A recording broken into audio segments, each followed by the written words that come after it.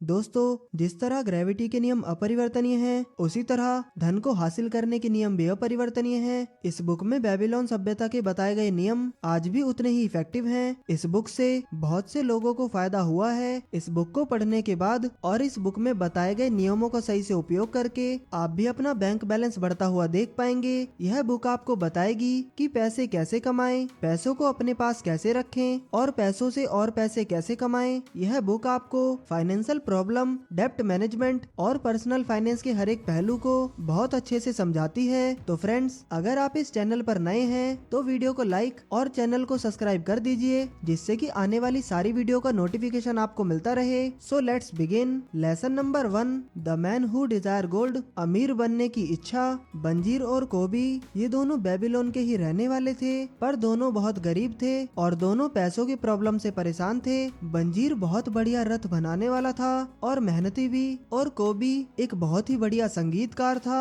दोनों ही अपने काम में बहुत अच्छे थे, पर दोनों ही बहुत गरीब थे। बहुत हार्डली ही उनका गुजारा हो पाता था। वो दोनों जितना कमाते थे सब खर्च हो जाता था। उनका पर्स हमेशा खाली ही रहता था। उनके पास कोई दौलत या जायदाद नहीं थी। उनकी जायदाद सिर्फ उनका परिवार ही था। एक दिन कोबी बंजीर से मिलने आया। उसे कुछ पैसे उधार चाहिए थे। बंजीर पहले से ही परेशान बैठा था। उसने कोबी को बताया कि उसके पास उधार देने के लिए पैसे नहीं हैं, क्योंकि उसका पर्स पहले से ही खाली है। दोनों अपनी हालतों का आकलन करने लगते हैं। तभी कोबी को अपने दोस्त अरकद की याद आती है, जो बेबीलोन का सबसे अमीर आदमी है। अरकद भी एक समय पर कोबी और बंजीर की तरह ही गरीब था। उन तीनों ने ही अपनी पढ़ाई एक साथ ही पूरी की थी। अरकद बंजीर और कोबी से ज्यादा अक्लमंद और ना ही किसी काम में तेज था। फिर भी वो आज के समय में बेबीलोन का सबसे अमीर आदमी बन गया। बंजीर और कोबी अपने गरीब दोस्तों के साथ अरकद से मिलने का प्लान बनाते हैं, ताकि वो भी अमीर बनने का सीक्रेट जान सकें और अपनी किस्मत बदल सकें। Lesson number 2, the richest man in Babylon. Babylon का सबसे अमीर आदमी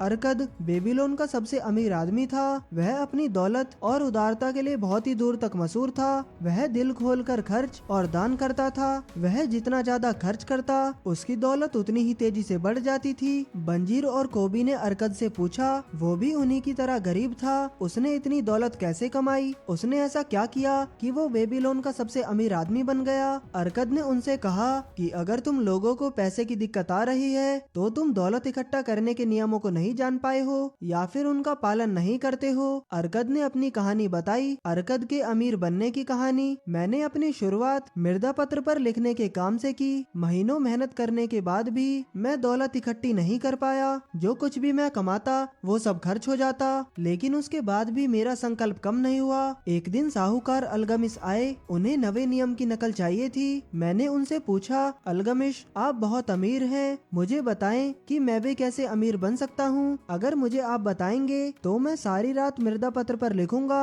और सुबह तक आपका काम पूरा हो जाएगा। अलगमिश ने यह सौदा मंजूर कर लिया। मैंने रात भर कड़ी मेहनत करके सुबह तक उनका काम पूरा कर दिया। सुबह तक उन्होंने भी अपना वादा पूरा किया और मुझे दौलत कमाने का पहला सिद्धांत बताया, जो कि इस प्रकार है। पहला सबक, अलगमिश ने कहा, तुम जितना कमाते हो उसका 10वां हिस्सा अपने पास रखोगे। मैंने पूछा, मैं जितना कमाता हूँ वो सब मैं अपने पास ही तो रखता हूँ, क्या ये सच नहीं है? अलगमिश ने कहा, नहीं, बिल्कुल नहीं। क्या तुम जब कपड़े खरीदने जाते हो तो पैसे नहीं देते? क्या तुम भोजन पर खर्च नहीं करते? क्या तुम बेबीलोन में बिना खर्चे के रह सकते हो? तुम्हारे पिछले महीने या पिछले साल की कमाई कहाँ है? तुम बाकी सबको तो पैसे देते हो, लेकिन खुद को पैसे नहीं देते। तुम अपने लिए नहीं बल्कि दूसरों के लिए मेहनत करते हो। तब अलगमिश ने कहा, देखो, तुम जो भी सोने की मोहरें बचाते हो वो तुम्हारी गुलाम बनकर तुम्हारे लिए काम करती है। ये सोने की मोहरें जितने भी तांबे के सिक्के कमाती हैं, वह इसके बच्चे हैं जो तुम्हारे लिए धन कमा सकती है।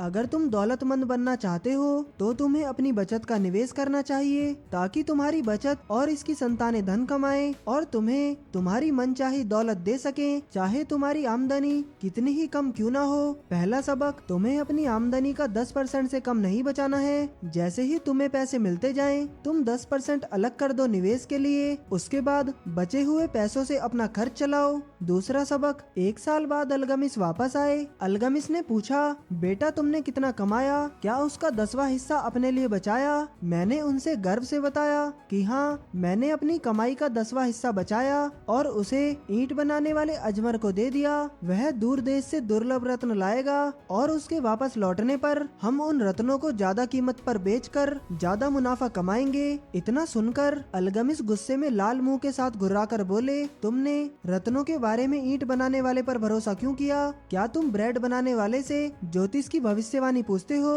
तुम्हारी पूरी रकम डूब गई। अब तुम दोबारा कोशिश करो और अगली बार अगर तुम्हें रत्नों के बारे में सलाह चाहिए होगी तो तुम जोहरी के पास जाना। अगर तुम्हें भेड़ियों के बारे में जानना है तो गडरिये के पास जाना। दूसरा सबक, सलाह एक ऐसी चीज है जिसे लोग मुफ्त में बांटते हैं, लेकिन इस बारे में सतर्क रहने की जरूरत है। वही सलाह माने जो मानने के काबिल हो।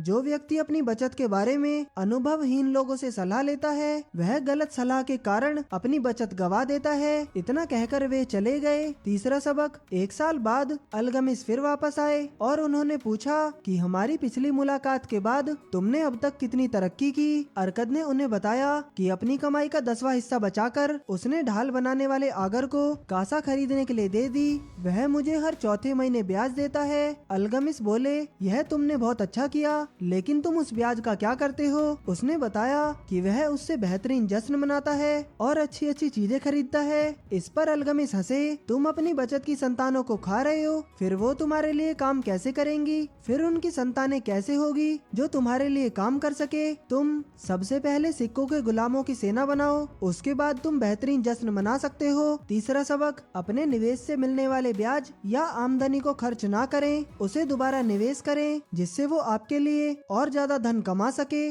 2 साल बाद अलगमिस वापस आए और उन्होंने पूछा, अरकद, क्या तुम्हें तुम्हारी मनचाही दौलत मिल गई? मैंने जवाब दिया, उतनी नहीं, पर मेरे पास कुछ संपत्ति जमा हो गई है जो मेरे लिए ब्याज कमाती है और उसका ब्याज मेरे लिए और ब्याज कमाता है। मैं अमीर बना क्योंकि मेरे अंदर अमीर बनने की इच्छा और लगन थी। मैं जो भी काम शुरू करता हूँ उसे खत्म भी करता हूँ, चाहे वो काम कितना ही छोटा या कितना ही बड़ा क्यों ना हो। अरकद ने अपने दोस्त बंजीर को भी और बाकी सबको भी ये कदम उठाने की सलाह दी। नंबर 1, अपनी कमाई का 10वां हिस्सा बचाएं। बचत 10% से कम नहीं होनी चाहिए। नंबर 2, अपनी बचत को निवेश करें। जल्दी अमीर बनने के चक्कर में, धोखाधड़ी या लालच के चक्कर में ना पड़े। नंबर 3, अपना बीमा कराएं ताकि अगर आपको कुछ होता है तो आपके जाने के बाद आपका परिवार सुरक्षित रहे। नंबर 4, समझदार लोगों से ही सलाह लें। धन संबंधी सलाह उन लोगों से ही लें जो उस फील्ड में ज्ञान या अनुभव रखते हो। नंबर 5, अपनी क्षमता से ज्यादा बचत या मेहनत करने की कोशिश ना करें। बहुत ज्यादा कंजूस ना बने।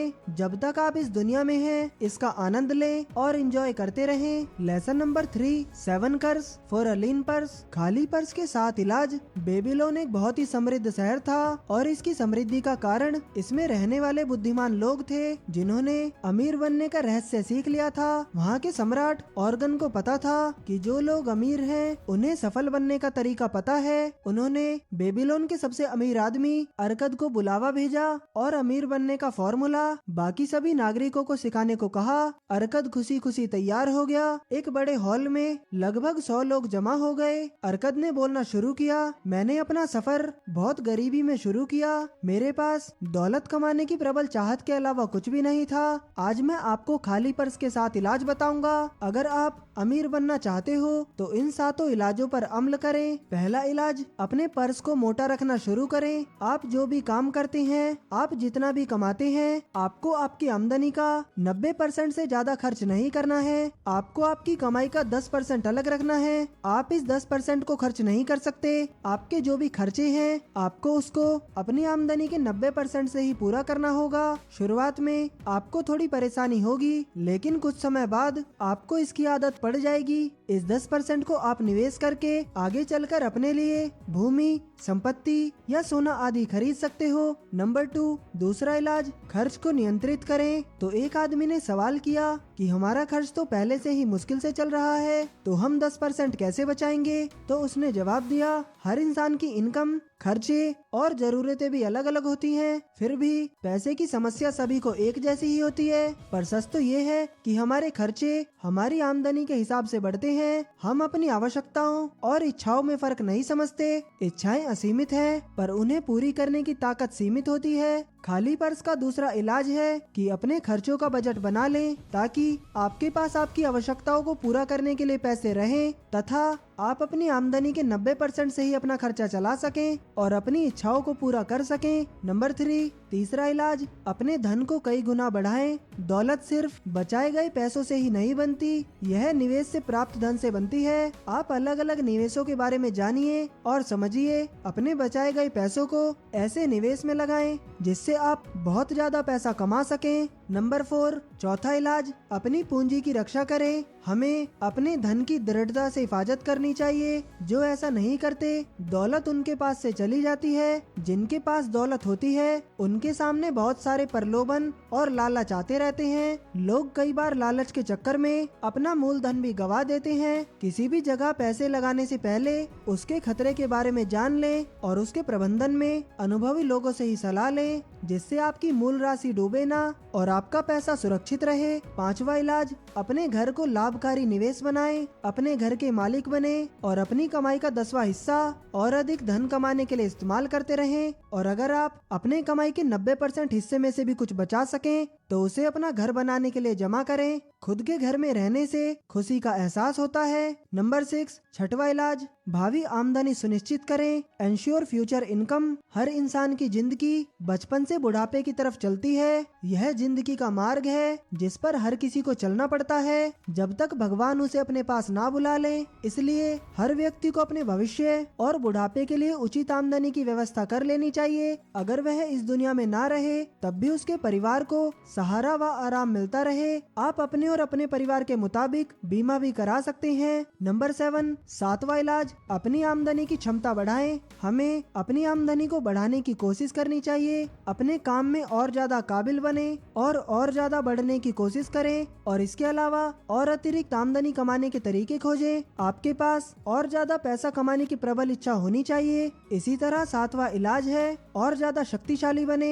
अपनी बुद्धि को विकसित करने के लिए अपने ऊपर और काम करें। तो दोस्तों ये थी कुछ इम्पोर्टेंट बातें the richest man in Babylon book से। और अगर आपके पास भी अमीर बनने की ख्वाहिश है तो एक बार इस बुक को जरूर पढ़ें। तो दोस्तों आज के इस वीडियो में इतना ही। उम्मीद है कि आपको ये वीडियो पसंद आया होगा।